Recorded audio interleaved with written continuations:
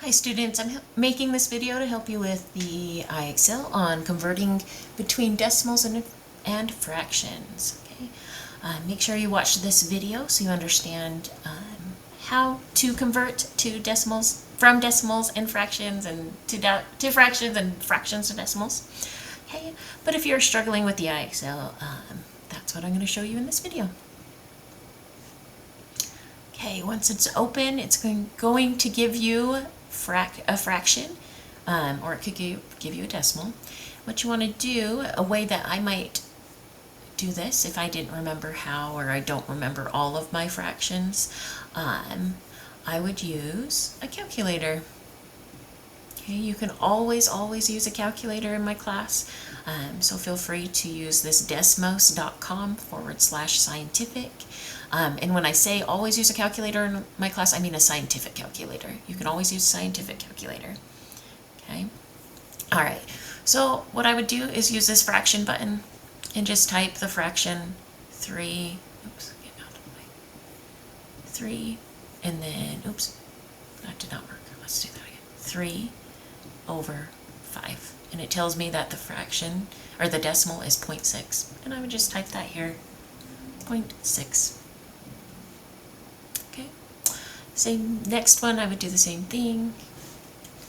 Choose this button, and on the top I have a negative sign in front of it. So this negative, you can either type it in front of it like this, or you can attach it to one of the numbers.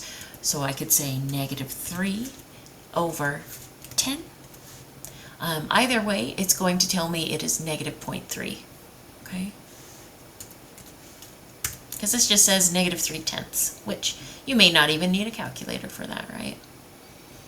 97 hundredths, and if I read that out loud, you could even, if you remember what the hundredths place is, you would just say 97 hundredths, 0.97, right? Otherwise, type it in the calculator. All right, this one gives me a few different options. So I have I need to write the repeating decimal -0.1 repeating, and I've got -1/4, -1/6, -1/3, and -1/9. What I do is just type these in. If I didn't remember which one tells me which is 0.1 repeating, then I'm just going to go over to my calculator, use the fraction sign, or we can use the division button, because it is the same thing. So if I did -1 divided by 4, it gives me the same fraction, and it tells me it's -0.25, so not what I'm looking for. Let's do the next one. This is -0.1666666 repeating, so not that one. -1/3. That time I use the fraction button. You'll see it's the same thing. But this came out to -0.3 repeating. And finally I have -1/9, and I end up with 0.1 repeating, -0.1 repeating, which is what I'm looking for. So click on that and hit submit. All right, I'm almost halfway there, and all I had to answer were 4 questions. So make sure you give it, you at least do a few, and you'll get to half points. Well, let's see, it'll take 5, it looks like, to get to half points, because remember, your goal is to get to an 80. If you get to a 60, you'll get 3 points out of 4.